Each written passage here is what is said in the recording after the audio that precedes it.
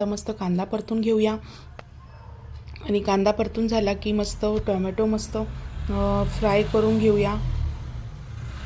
Tomato कांदा आपला परतून झालेला आहे मस्त। आता आपण मस्तपैकी मिक्सरच्या भांड्यात काढून घेऊया। हे बघा माझं मिक्सरचं भांडं आता मी मस्त काढून घेणार आहे आणि आता हे गार करून ठेवलेलं आहे। आता मी मिश्रण आता दळून घेणार आहे। हे बघा माझं मिश्रण आता दळून झालेलं आहे।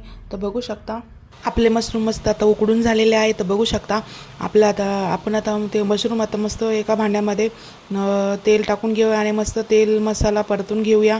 तर सगळे मसाले आपले सगळे घरगुती मसाले टाकायचे, हळद पावडर, तिखट, मीठ आणि धना पावडर आणि मशरूम चांगले फ्राय करून 20 मिनिटं उकळत ठेवायचं आहे। आणि बघा माझी मशरूम मसाला कसा मस्त झाला आहे का नाही। तर चला पटकन लाईक करा, शेअर करा, सबस्क्राईब करायला विसरू नका। तर अशाच नवीन रेसिपीसाठी प्रिया कुकिंग रेसिपीजला सबस्क्राईब करा। तर चला